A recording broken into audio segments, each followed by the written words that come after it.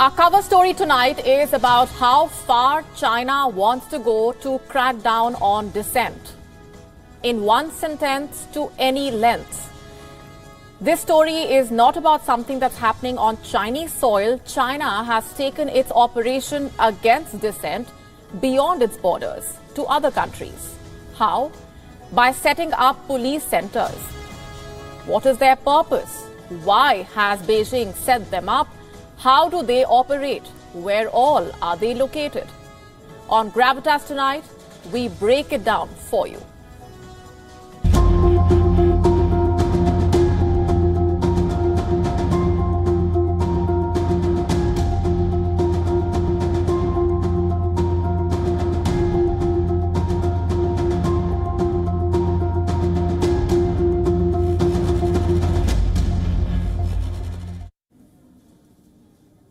Can a country have two different policing systems? One that is run by the government in power and the other by a foreign power? Obviously not. How can a sovereign country allow a foreign government to operate a police force on its soil? But what if I tell you it is happening already? China is setting up a network of police stations overseas, and they are present in more than 20 countries. They are being used to go after dissidents. The Chinese police is going global, and this is our cover story tonight. The scale of this operation is massive. Just have a look at this. These are the countries that already have a Chinese overseas police station. Going by one report, there are at least 54 Chinese overseas police service centers in existence. They are spread out across 5 continents and 21 countries. There could be more countries with such police stations. Now, we are not sure when they were set up, but what is their purpose? Why does China need police stations overseas? Well, on paper, these police stations, quote-unquote, were set up to offer diplomatic services to Chinese citizens abroad. You know, for basic services like renewing a driving license or for declaring a change in marital status. But in reality, these police stations have a much bigger mandate. And one of their responsibilities is to silence Chinese dissidents. I have a case study for you. It is from the Netherlands. Since 2018, China has opened up at least 2 police stations there. That same operation targeted a young dissident. His name is Wang Jingyu. He was a Chinese citizen. He openly criticized the Chinese government on social media. And as a result, he has been granted asylum by the Netherlands. And soon after he arrived in the country, he started getting messages. Someone from the Chinese police station in Rotterdam reached out. What for? Wang said the Chinese officials asked him to go back to China, quote unquote, to sort out his problems. Apparently, he was asked to think about his parents. Wang seems to have ignored these early warnings, but the Chinese officials did not stop. Their threats only intensified.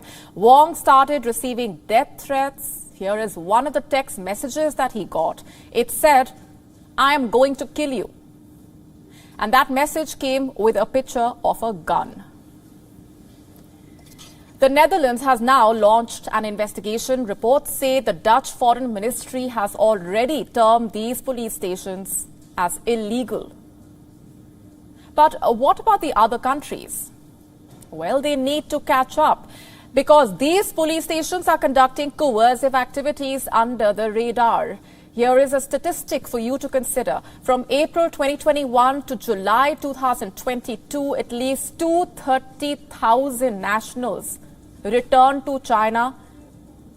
They were persuaded to go back and face criminal proceedings, and reports say these police stations have played an important role in this campaign.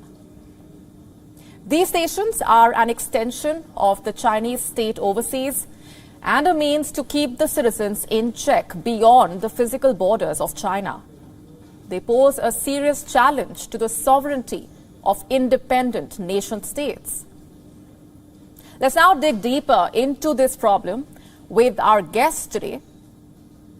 Joining me is Jingjie Chen, campaigner and researcher at Safeguard Defenders from Paris, the organization that put out a report, the same NGO that uncovered this network of Chinese police stations overseas. Thanks very much for being here with us. Now, this investigation in the Netherlands comes after your organization's report, which mentioned that China has these overseas police service centers spread out across 5 continents and 21 countries. Tell us more about what you have found. So we have discovered several different stations in major cities in Europe, the US, Europe, America, Africa, and also in Asia. This was originally a service to target international criminals escaped from China, but then it's changed to a service basically help the Chinese government to locate people. And they have been, now we found more than 20 police stations in over 20 countries. But recently we also found there are different cities doing the same thing. So there could be even more stations now around the world. And we need all the government to act in order to identify those locations. Right. What is your reaction to what's happening in the Netherlands and reports saying Dutch media have found evidence that these overseas service stations are being used to try and silence Chinese dissidents in Europe?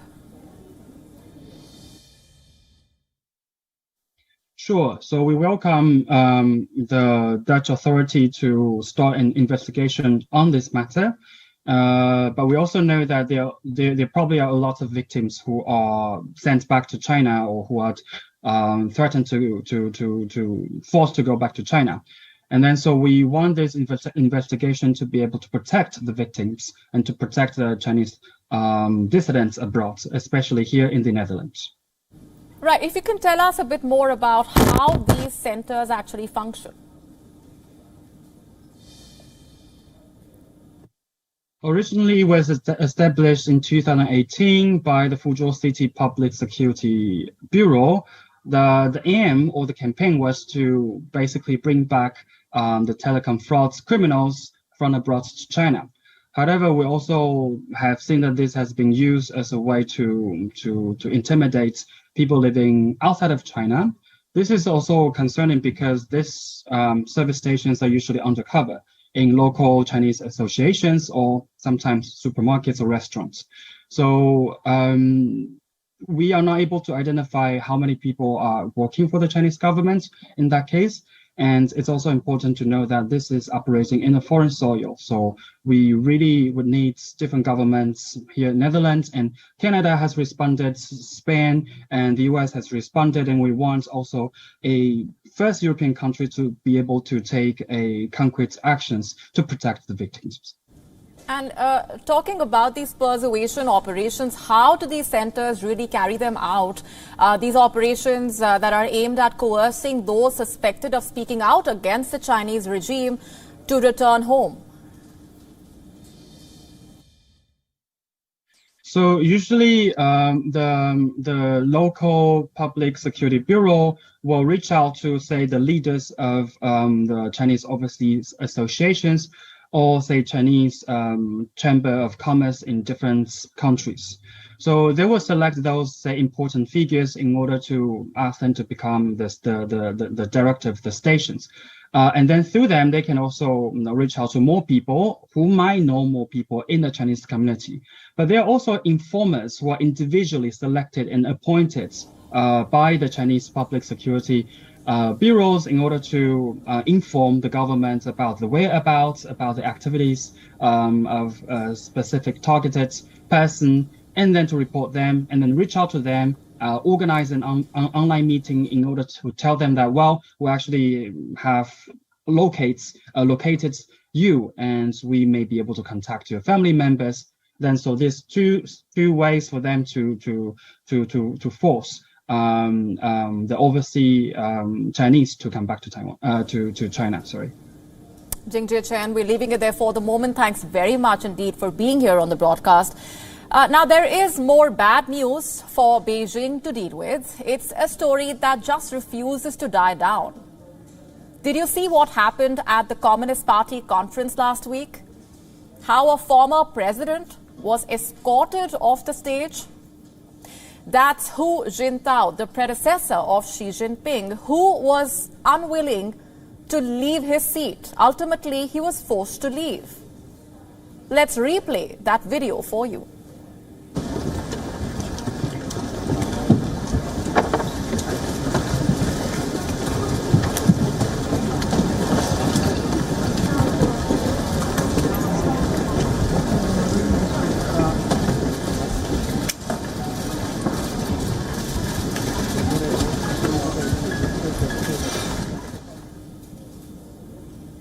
Now, we now have more footage. It shows what exactly happened just before Hu Jintao was forced to leave. Watch carefully. Just moments before he was humiliated, Hu was speaking to Li Zhanshu, a senior member of the Communist Party. Look closely now. Hu Jintao was trying to read the stack of papers, but Li Zhanshu doesn't let him. He keeps a red folder on top of the papers. Hu tried to hold on to the stack, but Li Zhanshu does not let him. He takes them away. Just when Li was trying to tell him something, an aide approaches Chinese President Xi Jinping. President Xi had a quick chat with the aide. The aide quickly walks away. For some time, there was confusion. The cameras recording the activity on stage appear to shake slightly. They move away from Hu Jintao. But Xi Jinping is still in the frame, and his eyes are presumably on Hu. Now watch what happened at that very moment.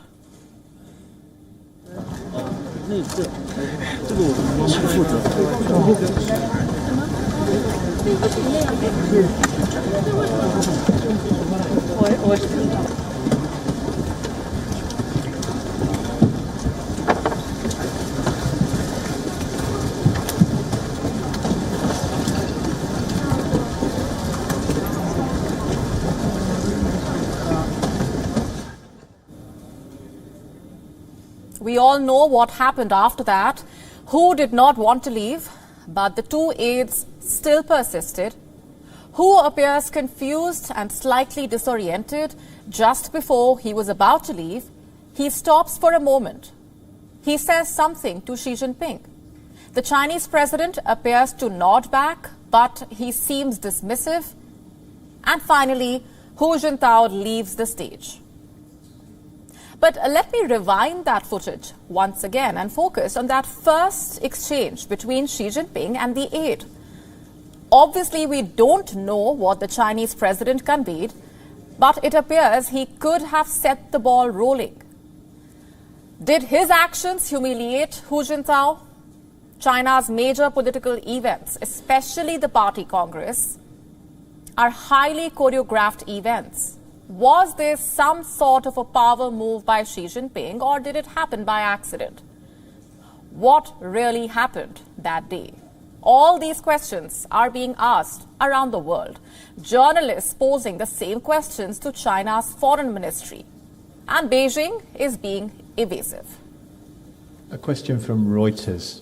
A number of international observers and experts observed that former Chinese President Hu Jintao was unexpectedly escorted out of the Great Hall of the People during the closing ceremony of the 20th Party Congress on Saturday. What happened, and why did Mr. Hu leave at this point? Thank you. This question is not related to foreign policy. Since you asked, I noted that Xinhua's journalist has already released news regarding this. If you are interested, I suggested that you refer to that.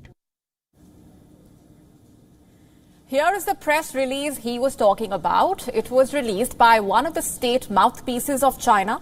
It said Jintao was not keeping well, but he still wanted to attend the party congress. During the session, he started to feel unwell, so his staff took him to a room near the stage so that he could rest. Beyond that, the Chinese state media offers no clues. In fact, they don't even mention the incident in their reports. Jintao has not been seen in public since that day, so the rumors and speculation continue, and so does the mystery. Why was Jintao stopped from looking at those papers? Was he complaining about something?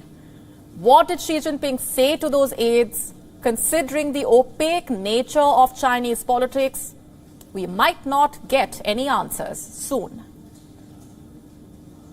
And our next story is from Pakistan. It has been trying to negotiate with a homegrown terror group, the Taliban Pakistan, the TTP. We will tell you how those talks are faring in a bit, but first, some context. Starting with the TTP itself, what is it?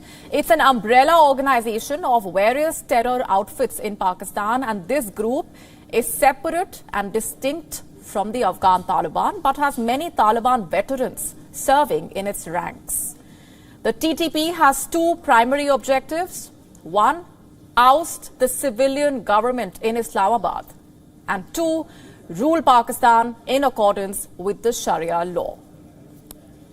Since August 2021, that's when the Taliban seized control of Kabul, the TTP has grown both in strength and number. Its members have regrouped in the country's north. They have unleashed a spate of attacks as well on Pakistani citizens. The attacks are proving to be a big challenge for Islamabad. It is trying to bring the TTP leaders to the talking table and negotiate peace. The talks began in the month of June. 4 months and several confidence-building measures later, the talks are stuck in stalemate. The TTP is only growing fiercer. Have a look at what happened just 2 weeks back. On the 10th of October, a day after the 10th anniversary of the shooting of Malala Yousafzai, unidentified armed men opened fire on a van carrying schoolgirls. 2 students were injured. The van's driver lost his life. The attack unfolded in Khyber Pakhtunkhwa's Swat Valley. All evidence indicated that it was the TTP that was behind it. And since then, there have been large-scale protests in the region with people from all walks of life hitting the streets, demanding that the government protect their children and institutions. Listen in to these voices from just a few days back. We are protesting because this unrest from the attacks in Swat has destroyed our peace and tranquility. The future of our children is at stake. We call on the government to bring the peace. Are the troublemakers of Swat being targeted? No. These are just peaceful people who want peace. We can't carry more coffins. Peace is our last demand. If the government can't bring peace, we don't need these institutions that are living on our tax money. We just need peace. You heard that. We just need peace. What is the Pakistan government trying to do to ensure that there is peace? It is trying to convince the TTP into a ceasefire, besides establishing armed presence in the region, and both its efforts are failing miserably. Under the ceasefire agreement, Islamabad released hundreds of TTP terrorists from jail. They were sent back to their homes as a gesture of peace. But reports say that instead of returning home, these men have rejoined the TTP's ranks. Some have even crossed borders to work for the Afghan Taliban.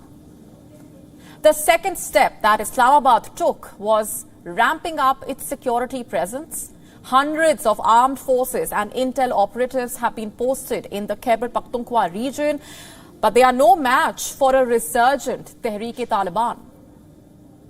In the last 6 months, There have been 434 terror attacks on Pakistan's security forces. They have claimed the lives of over 323 security personnel and left 132 others severely injured. Most of these attacks have been attributed to the TTP.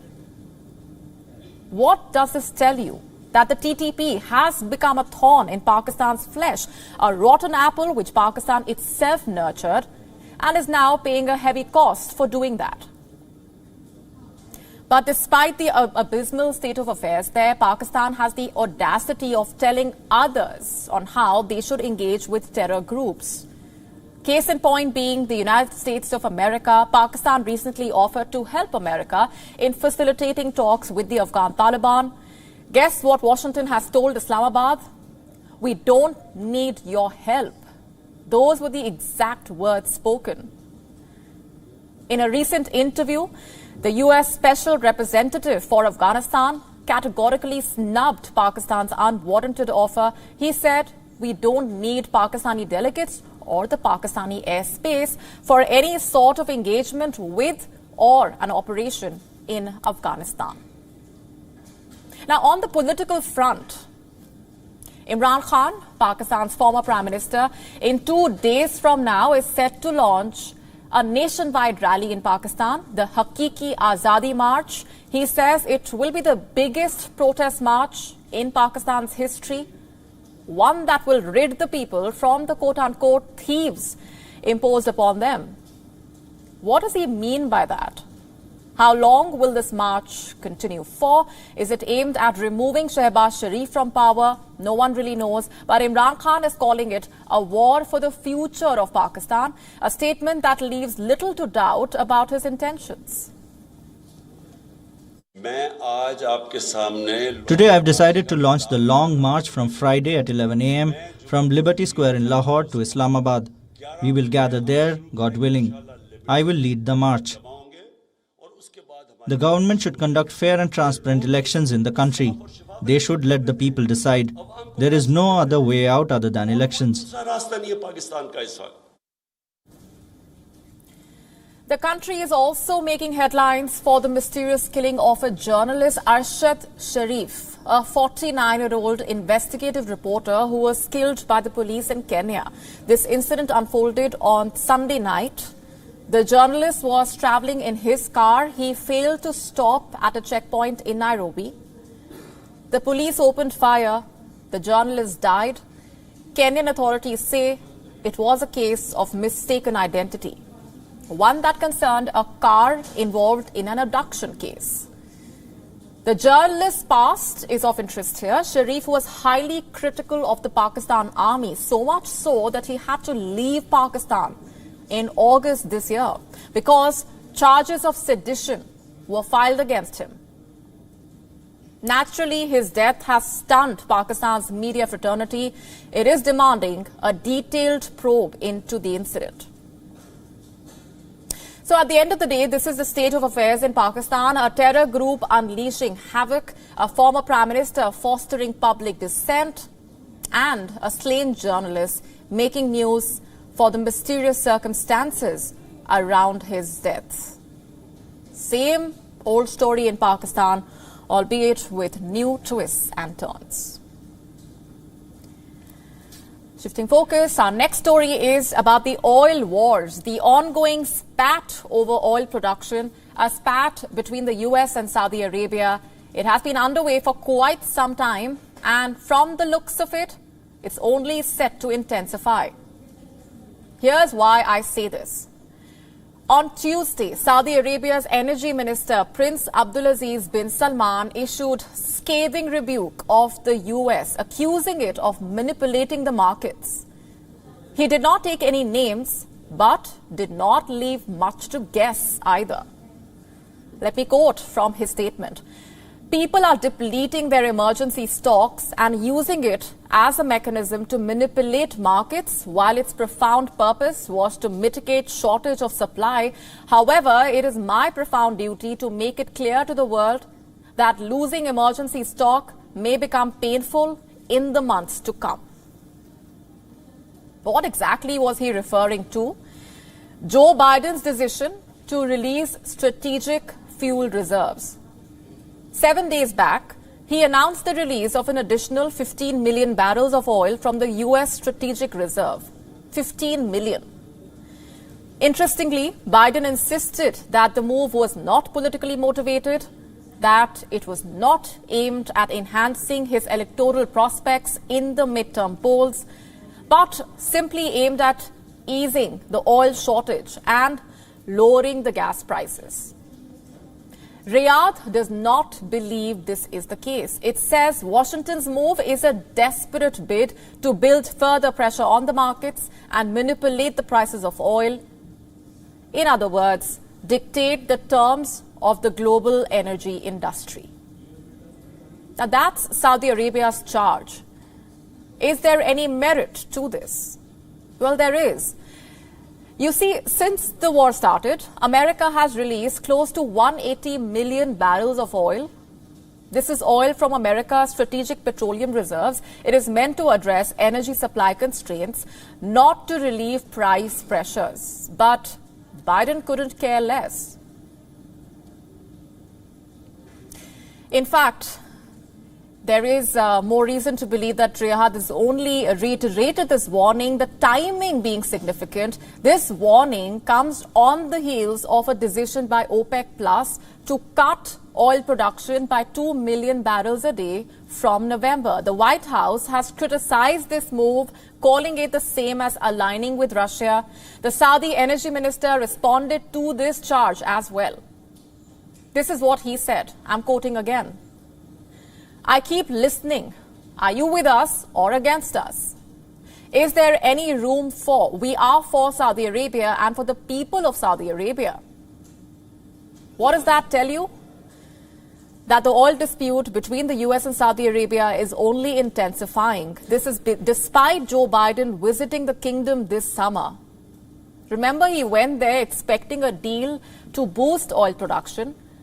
The plan clearly did not work out, with both Riyadh and Washington firing non-stop salvos at each other. As Russia quietly gains from this standoff, you see, on one hand, Riyadh is refusing to ramp up oil supplies to the West. On the other, it is importing billions of tons of oil from Russia. Look at the headline on your screen. Saudi Arabia, the world's largest oil exporter, is now the largest oil importer from Russia, followed closely by China. Independent refiners in Riyadh are buying enormous amounts of lower-priced Russian fuel. And that's not all. Even Western sanctions are failing to hurt Russia. Look at this headline now. Sanctions on Russia are only increasing its revenue. How exactly? And why exactly? Simply because there are still countries that are willing to purchase Russia's petroleum products. Experts even say that these sanctions might soon backfire on the countries behind them because they don't take the current global dynamics into account, where more and more countries are hesitating into taking clear sides. So at the end of the day, America and the West are far from hurting Russia economically. If anything, they are only alienating their allies with their ill-thought sanctions and pressure tactics. The latest snub from Saudi Arabia only confirms this. Our next story is about Kanye West. He is in the news once again, this time for losing one of his biggest brand deals. Adidas has cut ties with him because of the rapper's controversial remarks. Which ones, to be precise? Our next report telling you. He is worth $2 billion, but the vast business empire of Kanye West, or Ye as he is now known, might be starting to crumble. He has lost one of his crown jewels, the Yeezy brand. Shoe company Adidas has cut ties with Ye. The reason was the rapper's highly controversial comments. This month, he made a series of anti-Semitic remarks on social media. The row escalated when he showed up at the Paris fashion show wearing this t-shirt. The phrase "White Lives Matter" has been linked to America's white supremacists. It's not just consumers, it's the people obviously also who work within Adidas, who have, who are going to have to deal with the length of time it took to decide, the tug of war between the brand and the money and standing up against hate speech. Adidas called Ye's comments and behavior unacceptable, hateful, and dangerous. The Yeezy brand was a big money spinner for Adidas. It generates $2 billion a year in revenue for the company. By shutting it down, Adidas will take a short-term hit of $264 million. It was a tough decision, but experts say the company should have acted sooner. I've just been watching this story with interest. Boycott Adidas has been trending since Friday, and the brand's been coming under heat on social media over its relationship with Kanye. Following the kind of anti-Semitic outbursts that he's gone on in the past few days, he's done high-profile interviews with people like Piers Morgan. He's been banned from Twitter, Facebook, and Instagram over anti-Semitic posts. And yeah, a lot of brands cut ties with him quite quickly, including Balenciaga and JP Morgan. But I think consumers were frustrated with Adidas because it was perceived as being slow to act. Adidas is not the only company that's cutting ties with Ye. Fashion house Balenciaga, studio MRC Entertainment, and talent agency CAA. They all have dropped him. Even the rapper's peers from the entertainment world have been criticizing him. I had great admiration for him as an artist. I don't understand. I can't explain it. It's like asking me to explain a random occurrence in the universe. So I think it only reminds us that we got a fight on our hands that continues. The deep divisions with American politics and society are hitting brands too, and major companies are not hesitating from making difficult decisions, even when it comes at a cost. The trend began during the Trump years, when Nike roped in NFL star Colin Kaepernick for an ad. This was right after Kaepernick caused a stir on the field. He, alongside other NFL players, kneeled when the American national anthem played during the games. They were protesting against the growing incidents of police brutality in America. Nike chose to leverage the wave of support for Kaepernick. They put out an ad featuring him and sport legends like Serena Williams and LeBron James. Nike earned a whopping $6 billion thanks to that ad. What happened with Ye and Adidas is the exact opposite, but it conveys the same message. Major brands now want to be on the right side of history, and their celebrity endorsers must reflect the same set of values. Bureau Report, WION, World is One.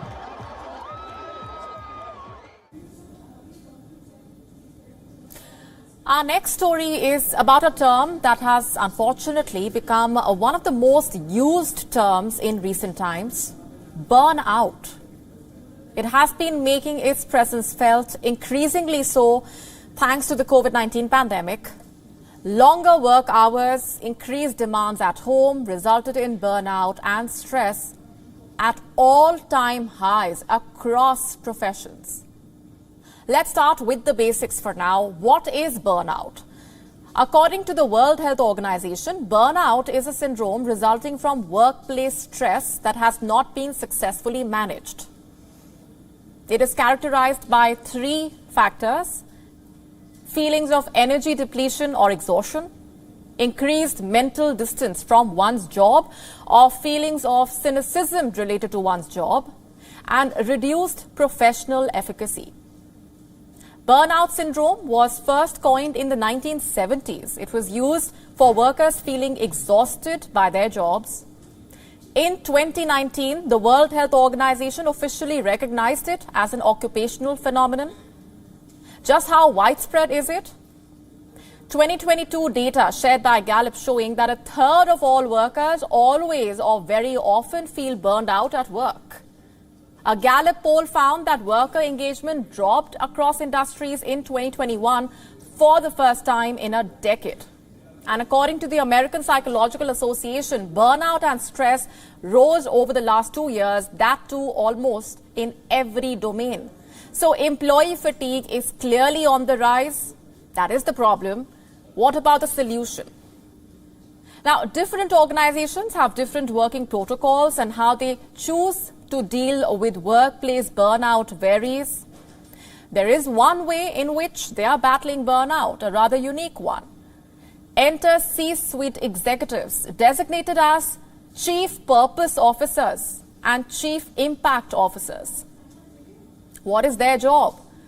To connect a company and its workers to a purpose at work. What purpose, you may ask?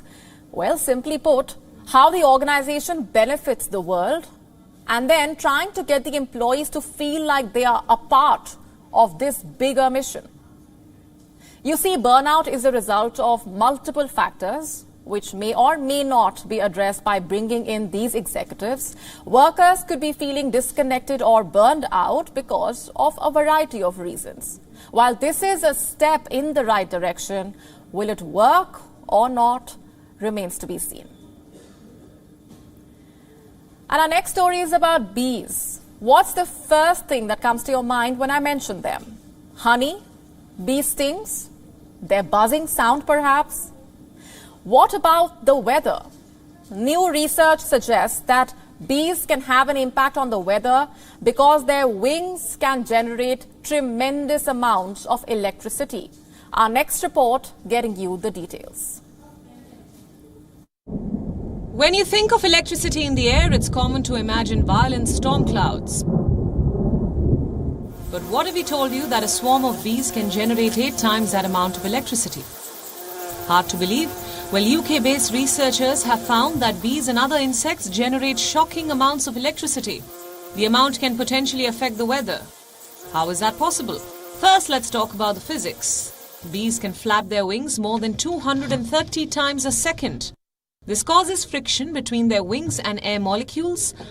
The friction generates static electricity. Have you ever been shocked while touching a doorknob after rubbing your socks on a carpet? It's the same concept. The friction causes electrons to move between atoms, positively charging one and negatively charging the other. The differently charged atoms then attract each other. When electrons move again, we get electricity. So are bees always charged? Yes, it helps pollen stick to their bodies. Can bees shock you? Not exactly. They're too small to transfer a noticeable amount of electric shock. So how can they affect the weather? Well, bees fly in swarms. Thousands of bees flying together could make changes to the electric field in our atmosphere. The researchers wanted to test this theory. They placed an electric field monitor and a camera near the honeybee hives. The results were shocking. Atmospheric electric gradient is the amount of charge already present in the air, and typically on a clear day, it's a little more than 100 volts per meter. Researchers saw the gradient increase to 1000 volts per meter after some honeybee swarms took flight. That's about 8 times greater than a storm cloud. Using this data, scientists made models for other insects like butterflies and locusts. A swarm of locusts can be massive. Tens of millions of locusts can be packed together in less than a square kilometer. The model predicts that a locust swarm could generate electrical charges similar to the worst thunderstorms. So are insects causing thunderstorms? Scientists say that is unlikely. But they could have other effects. The insects could ionize dust particles. These charged particles may move in unpredictable ways. Because dust can block out sunlight, it may affect an area's weather. The new findings may help solve some climate mysteries, like why large dust particles are found far away from deserts. Textile waste from Europe, the US, Asia is leading to a new problem in Kenya. The discarded clothes are sent to markets in East Africa for recycling, but much of the cheap synthetic clothing is in poor condition for resale. And some argue countries like Kenya are being used to dump textile waste. Here's a detailed report. Gikomba Market in Nairobi is Kenya's hub for second-hand clothes. It's always heaving with people on the lookout for a bargain. The market is famous for Western brand names which are recycled and sold at a fraction of their original cost. This market is a source of commerce feeding into the local economy, and it enables many people to earn an income. This trade is what enables me to take care of my daily needs. I do not have skills in any other trade. If it stops, I would be stranded with nowhere to go. Recycling fashion helps to cut down on the mountains of waste the world produces each year. However, the sheer volume of poor quality second-hand textiles arriving here is creating another waste problem. What the traders in Gikomba market can't sell gets burned or dumped onto waste heaps. Here, the poorest hope to clothe their families and perhaps make a little money to feed their children. We usually search for second-hand clothes in the rubbish after we sort them out. We then pick the ones that are of the best quality, and when we wash them, we take some of the clothes to our children and we also wear some. We also have people who come to buy the clothes from us. We make money from our sales and wear the leftovers. The United Nations Environment Programme has been critical of the textile industry for its impact on the environment. It says the industry is responsible for 8% of global greenhouse gas emissions, which contribute to climate change. Over $460 billion worth of usable clothes are thrown away each year. Many environmentalists argue that wealthier countries are using countries like Kenya as waste disposal grounds for rubbish they can't recycle themselves. According to Greenpeace, it has been difficult for sub-Saharan countries to ban second-hand clothes from the US because of specific trade deals as part of the African Growth and Opportunities Act. African countries recycle textile waste into rugs, pencil bags and other products, which they then export to Switzerland, Germany and the Netherlands. But even with extra support, there is more textile waste in rivers than what these countries can ever hope to recycle. Bureau Report, WION, World is One. Let's now tell you what else made news around the world. Time for Gravitas Global Headlines. British Prime Minister Rishi Sunak postpones an eagerly awaited budget plan due next week. He also rejected opposition's call for general elections. Russia rehearses its response to a nuclear attack as tensions mount over a dirty bomb allegation it has made against Ukraine. The United States, Japan and South Korea warn that an unparalleled scale of response would be warranted if North Korea conducts a seventh nuclear bomb test. External Affairs Minister S. Jaishankar met the outgoing Chinese envoy to India, Sun Weidong, on Wednesday and emphasized that peace and tranquility in the border areas are essential to maintaining bilateral ties. Armenian Prime Minister Nikol Pashinyan says he will travel to Russia next week for a summit with President Vladimir Putin and Azerbaijani President Ilham Aliyev. China's fiscal deficit balloons to an all-time high of nearly $1 trillion in the first 9 months of the year, as a real estate crisis and tax rebates empties government coffers.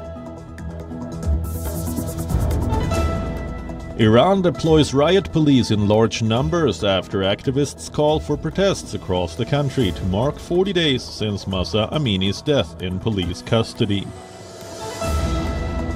Recommendation for you citizens remains get vaccinated or revaccinated now. The European Union's drug regulator warns of a new wave of COVID-19 infections fueled by subvariants and calls on EU citizens to get vaccinated or revaccinated now. Ireland pulls off a major upset at the T20 World Cup with a stunning win over heavyweights England in a rain-affected match at the Melbourne Cricket Ground. Ireland's 5-run victory by the Duckworth-Lewis system means 4 of the 6 teams in the group are now on 2 points. Italian giants Juventus have been knocked out of the group stages of the Champions League for the first time since the 2013-14 season. The Turin side lost 3-4 to Benfica, who booked their place in the last 16. Holders Real Madrid's unbeaten start to the season was ended by RB Leipzig. On that note, it's a wrap on this edition of Gravitas. Thanks very much for watching. Stay tuned.